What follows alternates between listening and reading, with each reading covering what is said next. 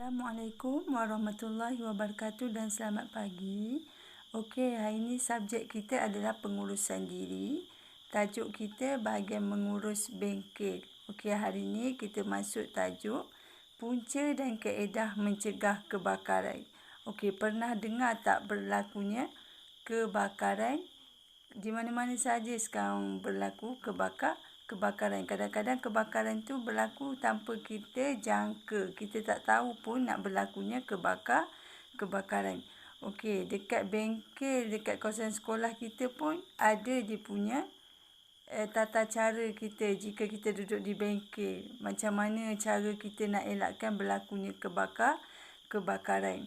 Okey, kebakaran ni, apa maksud kebakaran? Okey, kebakaran ni adalah satu tindak balas kimia yang berlaku apabila bahan mudah terbakar dan oksigen menyentuh punca haba. Okey, cucuhan atau percikan. Kebakaran ni berlaku disebabkan oleh kita sendirilah membawa punca kepada berlakunya kebakaran.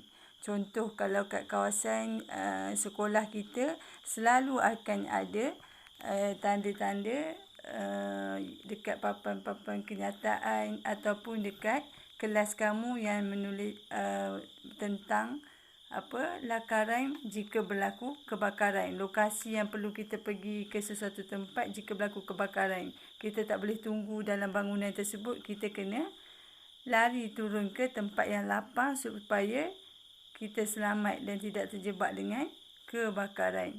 Okey, kalau kat bengkel dekat sekolah kita, contoh kita tengok ada bengkel apa? Bengkel masakan, bengkel perabot, bengkel apa-apa sajalah, contoh makmal pun.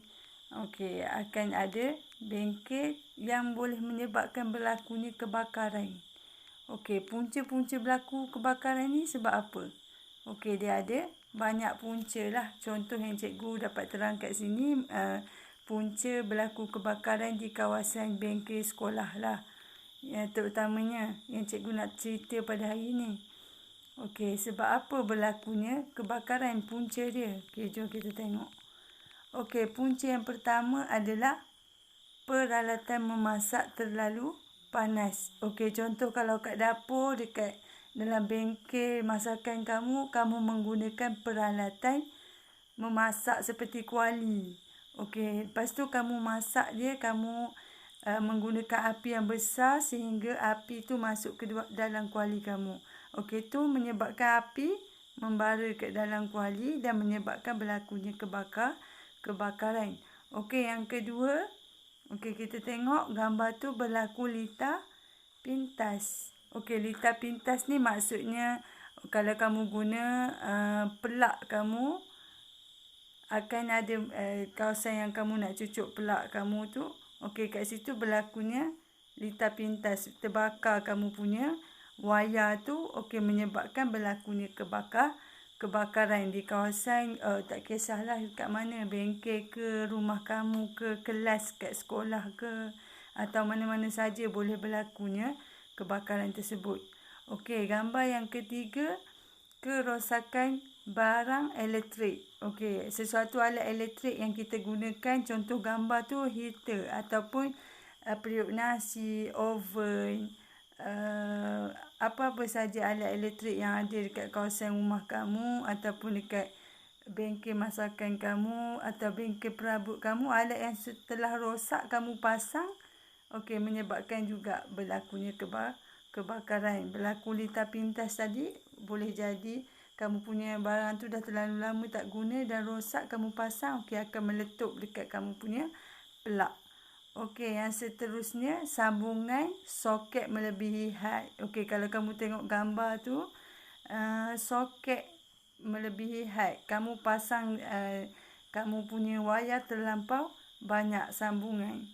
Contoh dekat rumah kamu, kalau kamu pasang extension, kamu letak lagi pelak-pelak banyak. Contoh pelak untuk pasang cas phone, pelak untuk pasang wifi, pasang lagi dengan striker. Boleh menyebabkan berlakunya kebakaran. Nanti dia akan berlaku litar pintas dan menyebabkan meletuplah salah satu pelak tu. Okey, Yang seterusnya, gambar seterusnya kebocoran gas. Okey, ni sangat bahaya. Kalau kamu tengok dekat mana-mana saja, kat kawasan rumah kamu ke bengkel mana-mana akan ada tong gas, betul. Okey, tong gas ni kita gunakan untuk kita menyalakan api untuk memasak dekat dapur. Okey, jika berlaku kebocoran gas, kita kena cepat-cepatlah bertindak, cabut kepala gas, ataupun jika kamu dah tengah pasang menyala api tu, okey, tutup dulu dapur tu kalau berbau gas. Okey, jika tak, memang akan menyebabkan berlakunya kebakaran, meletup kamu punya tong gas tu. Bahaya jika kalau kamu pasang gas, ada bau gas tu, tandanya gas tu dah bocor dan boleh menyebabkan dia menyambar dan meletup.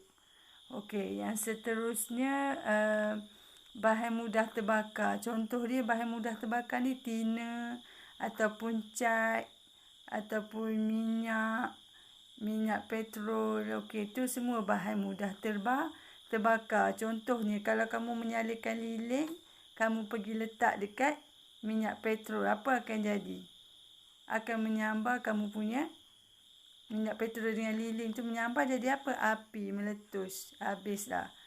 Kawasan sekeliling kamu terus terbakar. Okey, inilah punca berlakunya kebakaran. Contoh yang terdekat yang dalam gambar-gambar yang cikgu tunjuk ni, majoriti biasanya berada dekat kawasan sekolah ataupun rumah kamu sendiri. Okey. Okey, seterusnya kita masuk kepada jenis alat pemadam api. Alat pemadam api ni adalah satu alat yang boleh mengawal dan memadam kebakaran pada peringkat awal. Bertujuan mengawal dan memadam kebakaran secara berkesan mengikut punca kebakaran. Okey, kita tengok satu-satu. Kita ada alat pemadam api, kita ada 4 jenis, iaitu jenis air, jenis buih, jenis karbon dioksida dan juga debu kering.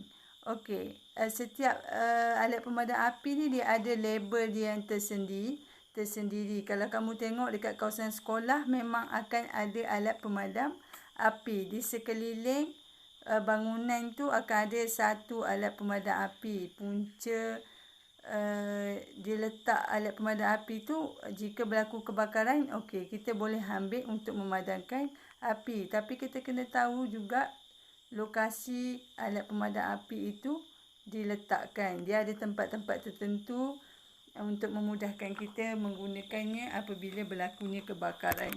Okey. Alat pemadam api yang pertama, jenis yang cikgu tunjuk dalam gambar ni, iaitu alat pemadam api jenis air. Label dia A. Okey, warna dia merah. Okey, punca dia maksudnya untuk padamkan api yang berlaku kebakaran jenis apa. Kalau berlaku kebakaran atau terbakar kayu, sampah sarap, plastik dan kain, bolehlah menggunakan alat pemadam api jenis air ni. Okey. Seterusnya alat pemadam api jenis buih. Alat pemadam api jenis buih ni, dia punya label pada dia punya tong tu adalah label B. Warna dia putih ataupun kuning. Okey, punca dia kalau nak berlaku kebakaran yang terbakar disebabkan minyak, cat, petrol, leka, tina dan gas ni, bolehlah menggunakan alat pemadam api jenis buih. Okey, alat pemadam api ni boleh nak mengawal dan memadam kebakaran peringkat awal. Maksudnya berlaku kebakaran kecil-kecil yang api masih ada sikit, ataupun bukanlah api yang terlampau besar macam kamu tengok rumah yang dah terbakar terlampau kuat tu. Okey, dia agak sukarlah nak guna alat pemadam api yang kecil-kecil macam ni. Okey, itu kita kena panggil bomba datang. Bomba datang dibawa apa? Dalam dia punya lori bomba tu ada air yang sangat pilih bomba yang besar dan mampu memadamkan api. Okey, seterusnya alat pemadam api jenis karbon dioksida. Dia punya label pada tong dia C atau C02. Warna dia hitam. Okey, punca dia maksudnya kalau api yang terbakar disebabkan oleh cat, minyak petrol, leka, gas dan peralatan elektrik, bolehlah menggunakan alat pemadam api jenis karbon dioksida.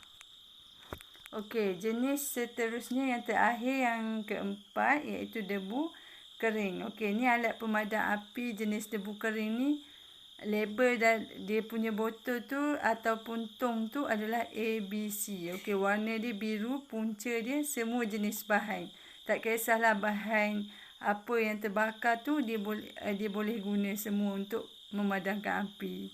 Okey, dia maksudnya multifunction lah, boleh guna apa-apa sahaja yang berlaku kebakaran kecil. Okey, boleh guna jenis debu kering, dan kebiasaannya banyak tempat menggunakan alat pemadam api jenis debu kering ni. Okey, itu sahaja untuk hari ini.